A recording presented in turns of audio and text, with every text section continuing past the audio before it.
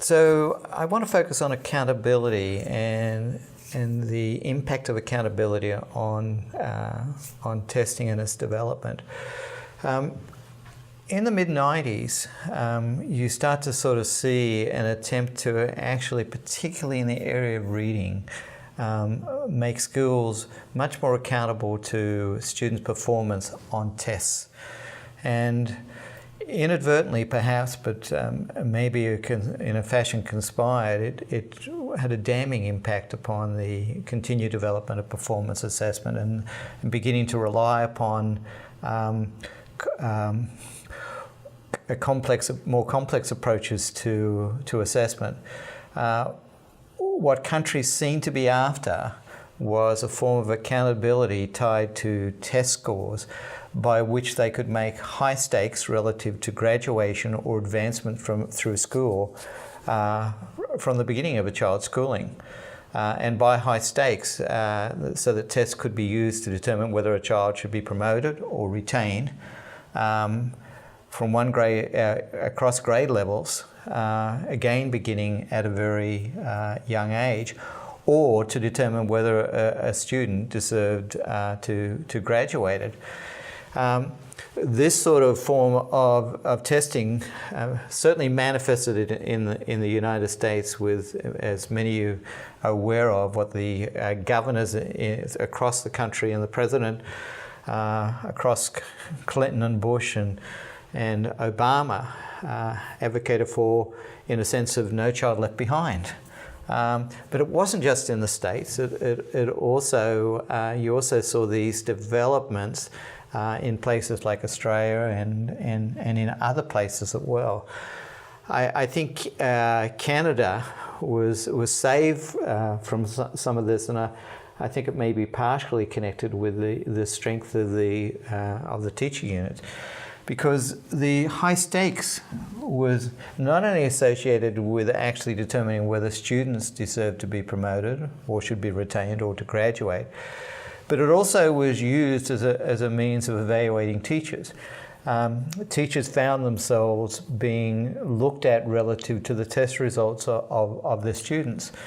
Indeed, out of Tennessee developed a concept of value added, whereby they were using techniques which have been criticized to some extent, by which one could actually judge whether a teacher added to their students' achievement in a fashion consistent with what would be expected for teachers.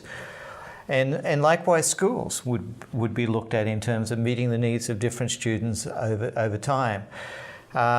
Students, teachers, and schools could be identified as failing and actually could be put at risk. The schools for a designation of a failing school, the teachers in terms of salary increases or even their tenure, and the students, as I said, in terms of graduation or promotion or tenure.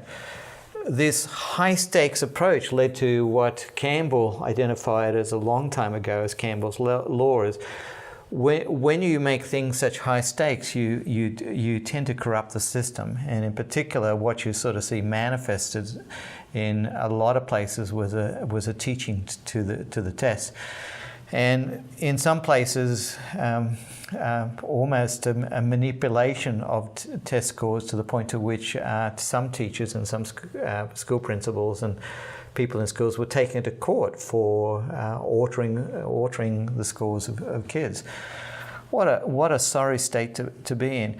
You sort of also see this. David Berliner and his colleagues did an analysis of newspaper coverage of education, and found in the 1900s an important shift from issues of diversity to issues of the educational gap.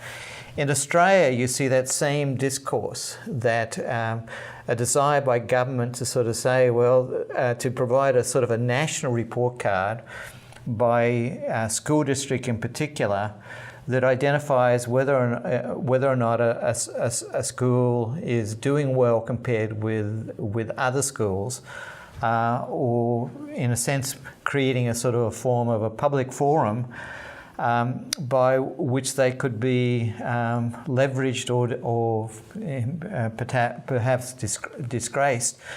But tied to this sort of this model of testing, tied to almost the desire to come up with a report card grading of schools performing the A level or the B level, or in accordance with some sort of scale, which would designate passing, failing, or succeeding.